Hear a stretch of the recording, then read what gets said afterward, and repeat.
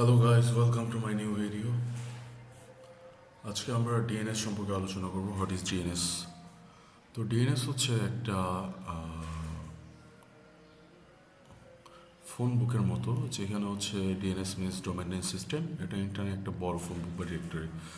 মানুষ যেভাবে phone number না চেনে নাম ধরে কথা বলে, কম্পিউটার ও আইপি এরকম আইপি না জেনে ডোমেইন নেম যেমন google.com facebook.com ইউজ করে ওয়েবসাইট খুঁজে। ডিএনএস এই কাজটা করে ডোমেইন নেম থেকে রিয়েল আইপি অ্যাড্রেসে কনভার্ট করে দেয়। সিম্পল এক্সাম্পল যদি আমি দিতে চাই, তুমি ব্রাউজার লিখছো www.youtube.com, ডিএনএস খুঁজে বের করে ইউটিউবটার হচ্ছে আইপি, আইপিটা পাঠাই। এই আইপিতে যখন পাঠাই তখন আমরা ভিডিও দেখা শুরু করি। লাইক এখানে অনেক টিএলডি থাকে, টপ লেভেল ডোমেইন, এখানে যেমন হচ্ছে .com, .net, .edu এরকম জিনিসগুলো। সো আমরা হচ্ছে দেখবো আজকে অ্যাক্টিভ ডিরেক্টরিতে কী করে ডোমেইন নেম সিস্টেম যেটা আছে ডিএনএস, পিটিআর রেকর্ড, এই জিনিসগুলো দেখবো আজকে। Let's start. এটা হচ্ছে আমার administrator portal server. Log in করে ফেলি।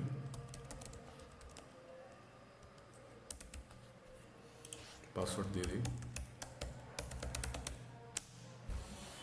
ফাইন, এটা আমাদের হচ্ছে ডিসি ডোমেন কন্ট্রোলার। সো আমরা এখানে হচ্ছে রিভার্স লুক অপশন করবো। এটার জন্য আমরা প্রথমে চলে যাবো টুলসে যে হচ্ছে ডিএনএসের যদি আমি চেক দিই, তো এখানে দেখতে পারবো ডিএনএস হচ্ছে ডিসির জন্য ডিএনএস আছে। সো এখানে ফরওয়ার্ড লুক অফ জোন আছে, রিভার্স লুক অফ জোনটা ক্রিয়েট হয়নি এখনও। সো এটা ক্রিয়েট করতে হবে। তো ফার্স্টে আমরা এখান থেকে রিভার্স লুক অফ জোনে যে নিউ জোন ক্রিয়েট করব। নেক্সট, এরপর আমরা হচ্ছে যদি এটা হচ্ছে তিনটা এখানে দেওয়া আছে। একটা হচ্ছে প্রাইমারি জোন, সেকেন্ডারি জোন এবং স্টাফ জোন। যেহেতু আমরা নতুন ক্রিয়েট করতেছি, এটা আগে ছিল না, that's why we are selecting here the primary zone.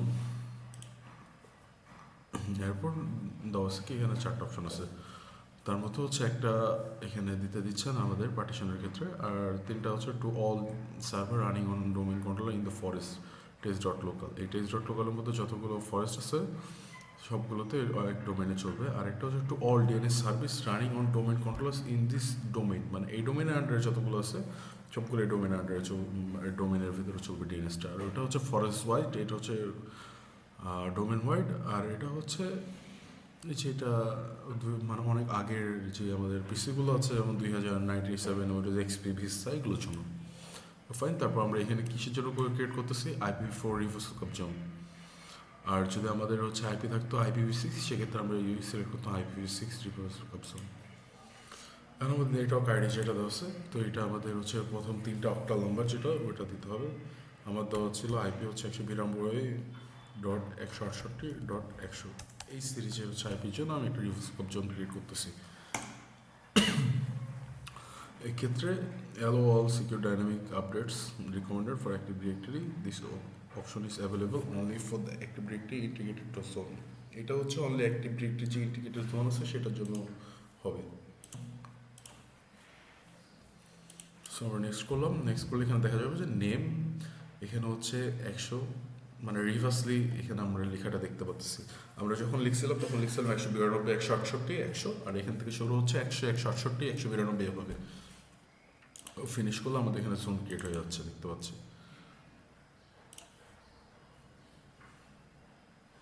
এখন আমরা আমাদের সিএমডিতে যাব, কমান্ড প্রোফাইলে যাব, তারপর হচ্ছে রেজিস্টার ডিএনএস আমি একটা কমান্ড দিব।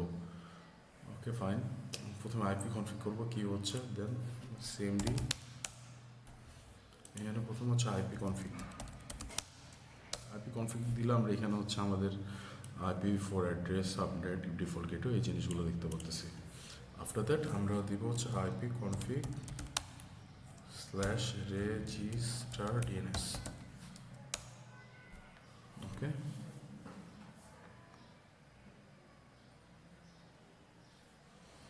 কি লেখা আছে, Windows IP configuration register of the DNS resource reports all adapter of the computer has been initiated any errors will be reported in the event viewer in 15 minutes. যদি আমাদের কোনো error দেখায় সেটা ইভেন্ট ভিউয়ার আমাকে দেখাবে। Fine, তারপর আমরা চলে যাচ্ছি এখানে।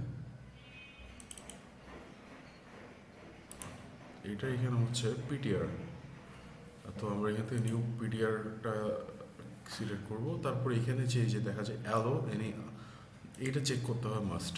এটা চেক না করলে সেক্ষেত্রে আমাদের পরবর্তীতে হচ্ছে যখন আমরা রিভার্স লুকআপ জোন থেকে হচ্ছে দেখতে চাবো তখন সেটা দেখতে পারবো না। সো এখানে আমি হোস্ট অ্যাড এ হোস্ট দিতে পারি, নাও দিতে পারি, সমস্যা নেই। Okay fine. এখন আমি যদি এখানে দিই নিউ হোস্ট দিলাম, সেই ক্ষেত্রে a new report can be created, the IP address is invalid 68.105। এটা হচ্ছে 105-এর জন্য আমার একটা পিটিআর রিপোর্ট ক্রিয়েট হলো, যেটা হচ্ছে নিউ হোস্ট। তো আমরা এখান থেকে আরেকটা হচ্ছে নিউ পিটিআর রেকর্ড নিই, এটা হচ্ছে 110-এর জন্য নেব।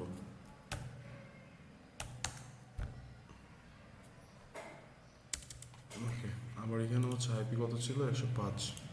হ্যাঁ, আমরা 105 দিয়ে আপাতত কাজ করি। সেখানে দেখতে পাচ্ছি একটা পিটিআর রেকর্ড ক্রিয়েট হয়ে গেছে। এখন আমি এনএস লুকআপ যদি করি, এনএস লুকআপ করে দেখি একটু কী অবস্থা। NS look 192.168.100.100.5। ওহো, এখানে একটু প্রবলেম হয়ে গেছে। ডিলিট করে দিই এটা, দিয়ে আমরা হচ্ছে নিউলি আর এটা ক্রিয়েট করি, নিউ ptr.5।